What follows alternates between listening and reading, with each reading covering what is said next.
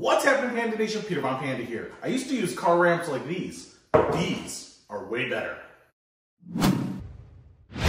Alright, so you may want to work underneath your car, maybe work on the suspension, the exhaust, change the oil, whatever. And these plastic car ramps are pretty ubiquitous. I've had these for a long time and they work pretty well. And they're nice and light and they're portable. But the problem is the car is only lifted up maybe 8 inches or so off the ground. And especially if you have a car that's already low to the ground, that's usually not enough clearance to get under it and do the things that you want. So I ordered a set of these. Now these things are pretty massive and they're pretty heavy. And as you can see, the comparison between the plastic ones and these metal ones that are quite heavy and quite sturdy, they're not only longer, but right out of the gate, they are taller as well by at least a few inches there.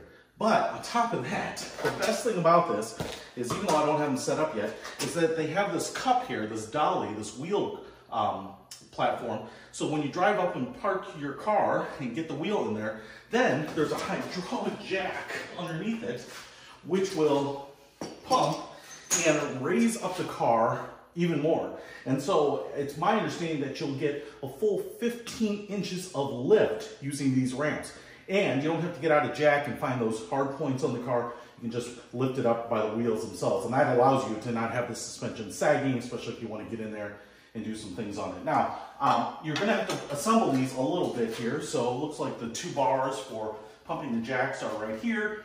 And then it looks like the jack for this one is in that box. So I'm going to take it all apart here and get it set up. It doesn't come with a lot of instructions or any instructions, but I think it should be pretty straightforward how to put this thing together. So I've got the pump here, and you're going to want it on the outside, you know, this arm pointing to the outside so you can get the arm in there.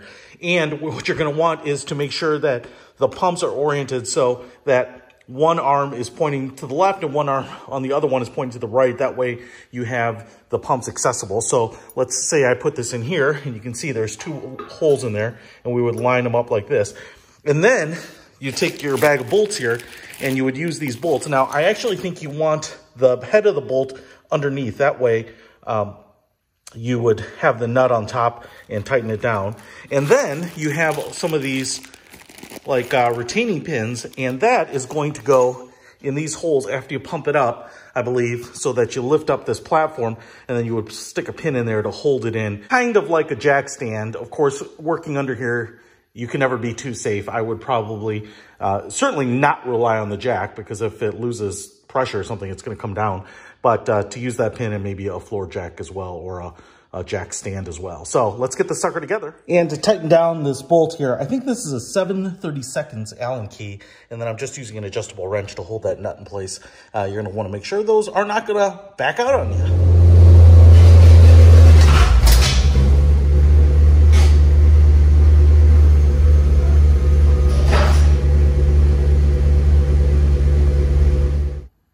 All right, so getting the car up on the ramps is no harder than any other ramp. And because these ramps are a little taller, look at this, man. This is actually a total workable space in here.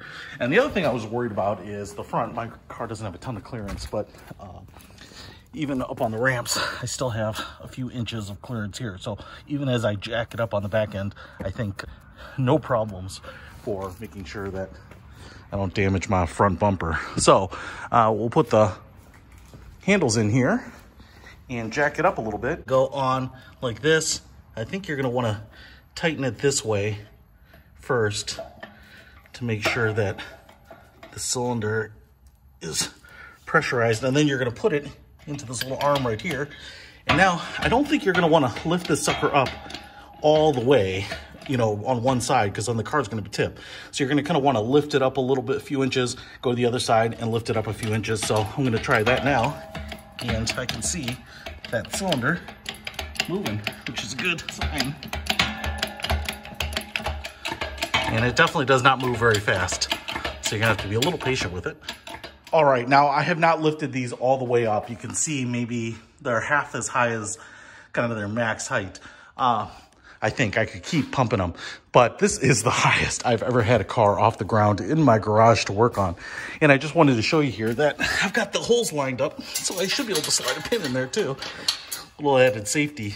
another one in there, so even if the jack loses pressure, hopefully you won't have the thing kind of collapse on you. But man, look at that. You got tons of space under there, even for a car with very little ground clearance.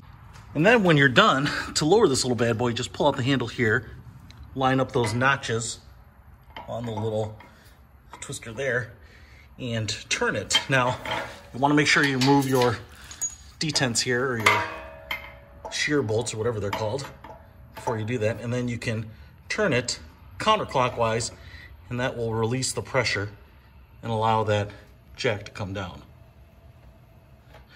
And if you quick turn it clockwise, it'll stop it. And then you might want to lower them a little bit on each side just to keep the car kind of level. So these are pretty sweet, these hydraulic jacks slash ramps. Working on your car has never been easier. Getting the clearance that you need has never been easier. So if you want to pick these up, they weren't inexpensive at about $300 a pair. They cost a little bit, but I think worth every penny.